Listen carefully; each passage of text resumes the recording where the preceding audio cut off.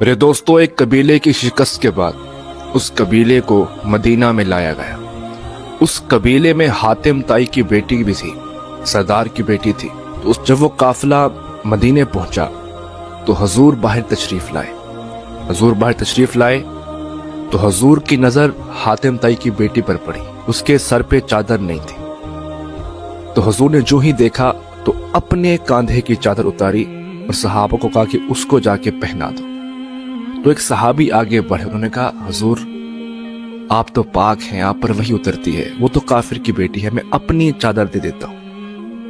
تو تاجدار مدینہ حضور نے وہاں جملے کہے جو پوری انسانیت کے لیے پیغام ہے۔ حضور نے کہا چاہے کافر کی بھی بیٹی ہے تو بیٹی نہ، بیٹیاں تو سانجی ہوتی۔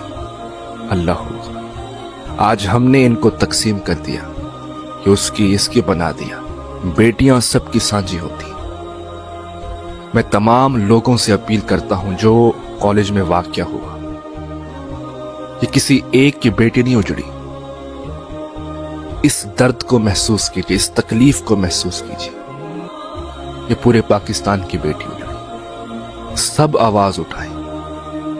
یہ نہ ہو کہ ماضی کی طرح 2 دن 3 دن آواز اٹھی پھر وہ مجرم باعزت بری ہو کے گھومتے رہنے۔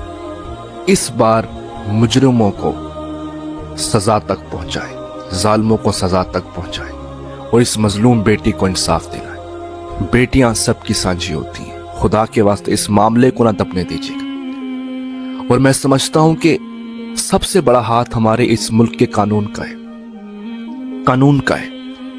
جب ایک مجرم ذہن ہر روز دیکھے گا کہ مجرم باعزت بری ہوتے ہیں، انصاف قتل ہوتا ہے، تو لوگوں کے اندر خوف ختم ہو جاتا ہے۔ لوگوں کو پتہ ہوتا ہے ہم بھی باعزت بری ہو جائیں گے۔ تب مجرم اور جرم کرتا ہے، جب اس کے اندر خوف ختم ہو جائے نا، کہ یقین ہو جائے یا تو انصاف ملے گا ہی نہیں۔ روز وہ اپنی آنکھوں سے دیکھتا ہے مجرموں کو باعزت بری ہوتے ہوئے، تو یہ ذہن جرم کی طرف جاتا ہے۔ جب یقین ہو جائے تو کچھ ہوگا ہی نہیں۔ میں حاکموں سے بھی کہتا ہوں یہ تم نے کیا حال بنا دیا پنجاب کا۔ کہیں سے بہنوں کی سر سے چادریں اتر رہی ہیں، کہیں پر انصاف قتل ہو رہا ہے،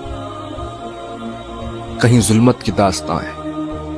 ظالموں اپنی قسمت پہ نازا نہ ہو، دور بدلے گا یہ وقت کی بات ہے۔ وہ یقیناً سنے گا صدائیں میری، کیا تمہارا خدا ہے ہمارا نہیں۔ ہر انسان آواز اٹھائے، اس معاملے کو دبنے نہ دیں، اس معاملے کو دبنے دیں۔ اس بیٹی کو انصاف دلائیں، اس بیٹی کو انصاف دلائیں، اس بیٹی کو انصاف دلائیں۔ اس معاملے کو نہ دبنے دیں۔